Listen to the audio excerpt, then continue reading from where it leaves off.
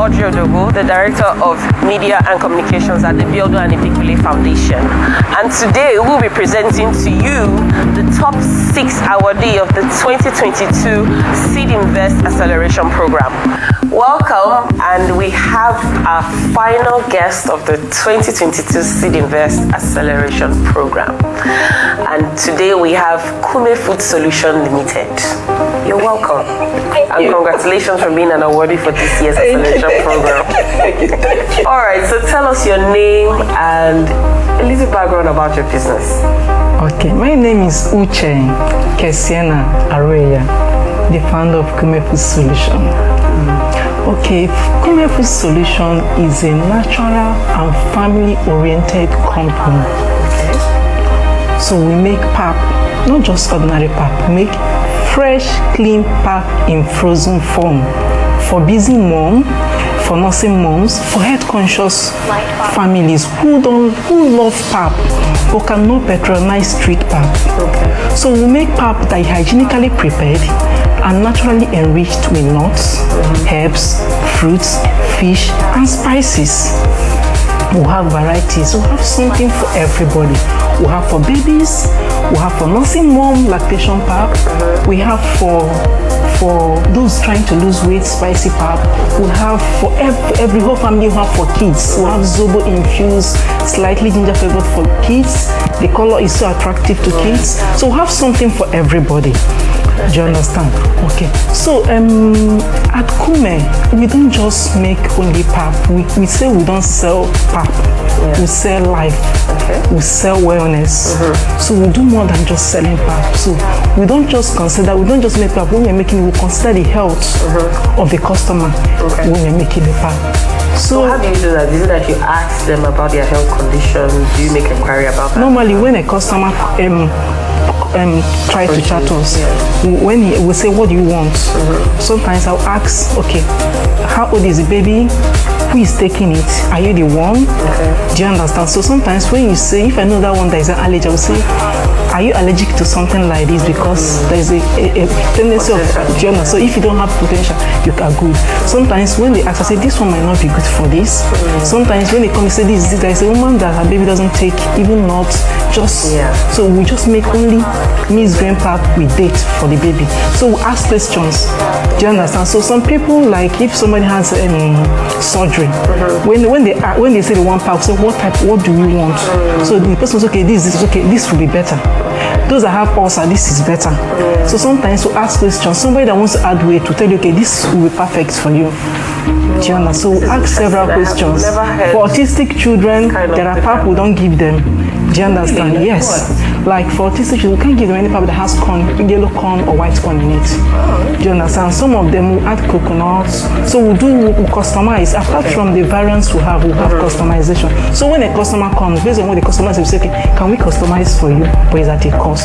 Because it will be different from, it will be normal process. Production that you've done. Okay. So that's it. So how long have you been doing this business? Okay. Kumepap became 4 years in August.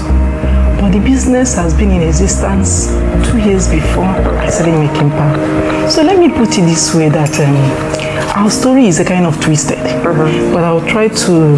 No, we like twisted in Biodo and Ibikule. It is never straightforward. Because it's not straightforward. Yeah, so we want to hear the bends and the corners. Okay. When I had when we moved to Lagos State, I had my second son, and it was time to introduce pap, to introduce solid. Okay. He didn't take what the first son took. He couldn't take afternoon cereal and the rest of them. So I was advised to give my baby pap. So I went around the major supermarkets around my area. Then when we were in Magodo, I couldn't see any pap in any supermarket. So I was left with the ones they sell on the streets or the ones they sell in the market. I couldn't even get anybody that will make for me. So at that time, you can pay people, they will make for you. So I was left with those street ones. And then each time I imagine the water they might use in making it, or each time I remember the flies, you see, I couldn't bring myself. Not that I know how to make pap because we used to make when I was growing up, but at that time I was working. So time was luxury for me. So I had to strike a deal with my mom in the east. So she makes pap in the east and bring down to me in Lagos State. So we tried it for 2 or 3 times. The logistics wasn't funny, and then because his whole baby is taking, we just felt like this is not working. So it wasn't easy, but I had to resort to start making pap in my house. So I make the one that will serve for 3 months. So I will soak maybe on Tuesday, then blend Saturday, Sunday. So I was just making large quantity that I won't make in the next. So and one thing is that whenever I make, I bring to my neighbor in the office, who also has a son at that time too. So along the line, she started saying, okay, each time I'm making, I should add for her. So she will give me money, I'll make. Not for profit, just like paddy thing. So that was how it started. And then from there, oh, she made for you, can you? That was how the whole thing started. And the rest is history. But I must mention that I never saw pap as a source of income. I never saw pap as a source of livelihood. It was just a paddy thing. So when I lost my sister and I had a lot of orientation about purpose because she died prematurely, we're not like, no, her dream, she didn't feel anything. So her death made me to start realizing, why are you here? So if you die today, this is it, you're just working, surviving. So I started trying to discover who I am, you know, it's a lot. I went for training. So along the line, I realized that my calling was food. That my calling was not to sit in front of computer giving credits, that it was more of being in the kitchen. And then I was trying to discover what should I produce, what should I do? Before I started thinking of, I was sharing information because I read food science and I did diploma in nutrition, so I have background knowledge on both. You know, Nigerians economy sometimes find themselves in something that is not related to what you studied. Exactly. So I started trying several things. So when I was formulating those food, I never looked the way of pap. I was still doing it for my colleagues, but I never thought of pap as a source of income. I still remember that when I went to Firo to meet the person in charge of food, I realized he graduated from my school. He mentioned pap. I said, no. He said I should go and check my account. I said, no. I just waved it aside because I can't. To me, doing pap. So, and then only again, he took me to where they fabricate equipment. He was showing me things there, the one we want to do, because we wanted to try to soya-based snacks for kids. He was showing me, he now saw something like a drug. He said, hey, this is what they use for people that are making pap, drying pap. He mentioned it again. I just, I didn't thought of it. So, but while I was trying those products, I could bring it to the office. We were like 70 in the office, so we were many. So I test run those products, bring it to the office, they would test, so many things. I was having challenges because what I was formulating requires equipment. It's not what I can do from the comfort of my home. And I was looking for something I can be doing while I'm doing my work, pending when I'm ready to throw the towel. So until one morning, I remembered I blended pap on Saturday. I was to sieve it on Sunday, but I've learned, I said, this whole grain pap that you don't need to sieve. So it was easy for me and my colleagues. I will make plenty. They will blend it very smoothly and then we'll pack. So we don't need to sieve again, which is saving time for us. So I was packing it, and then that thought came. But do you know you can make money from this? I said, do you understand? Do you know money can come out of this? I didn't take it serious. Then until last day when I said, okay, I can use this to save money to start my food production. So I can use this to save money. If I can talk to more colleagues in the office, I can use this to save money. In the next 6 months or 1 year, we'll go buy equipment to start the food production I formulated. And that was why I came to the office. I still shared it with my neighbor. He's somehow my best friend in the office. And then that was how we started talking to colleagues. Okay, Uche is doing purple. She can make for you. And from there, within 4 months of doing this, I had to get in somebody that comes every Saturday to join me to sieve pap. That was how it started. And then I couldn't bring myself to tell anybody that I'm making pap. I couldn't imagine myself telling that I'm making pap. So it was still within colleagues. So in my department we are 70 and there are people in other departments. So this person will tell this person will tell his family, will tell her friend, That was how it was spreading until one day when one of my colleagues said, why you post on social media? Why don't you post? I said, why don't you post? She didn't know that my home is to the shame. Yeah. How will I tell people that Uche na first class in food science is pap? You know, I couldn't bring myself. Yes. So until she on her own went and posted on her page and tagged me and tagging people who were now, comments were coming. Testimonials. That was how it started. And that was how, as I said, people say, asking me, one say, Uche. Let me say the English, Uche na yokwazi akamu. Uche, the Steve pap. And that was how she said, I said, don't see him now. So after that, the fear started leaving me. I started posting on WhatsApp. And that was how Kume started. By the end of the 1 year, instead of buying equipment to start the formulations that I was doing with that guy in Firo, it was to buy grinding machine, to buy sieving machine.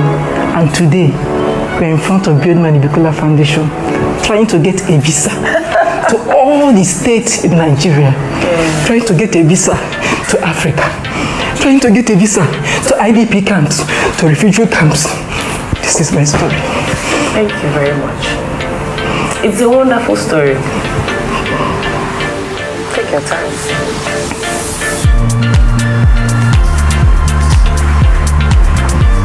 It's a wonderful story and people need to hear this story. People need to know that life is not linear. It's not just straight the way many people have told us. And your testimony is showing that you've had people around you who value the work that you do.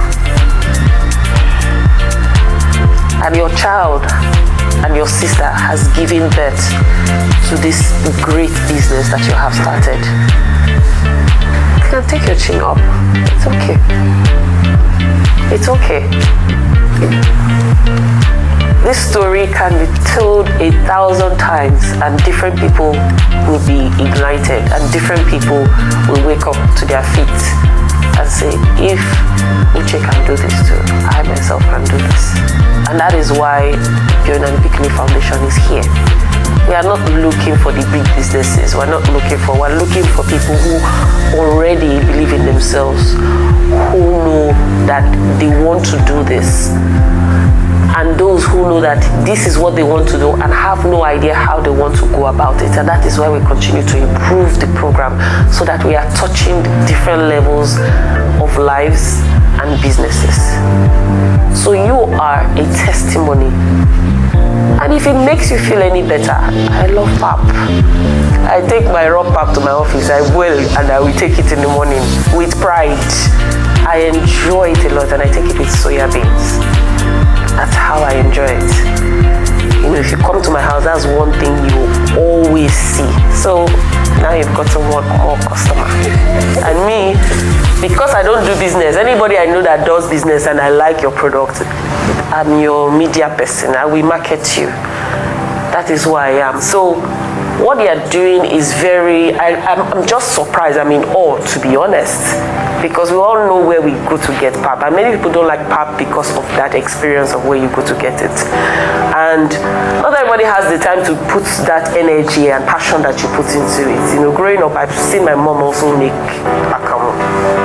You understand? But I cannot bring myself to say I want to go and it's the same way I love moi moi too. So I have a lady who will make and she will deliver to me. But I can't do all that process. But that is why you are here. It's amazing the kind of thing people are willing to pay for if somebody just takes their passion into it. People are willing to pay for anything so long it brings value to them, it saves them time. It doesn't matter. If it's what they want, they will appreciate you and celebrate you.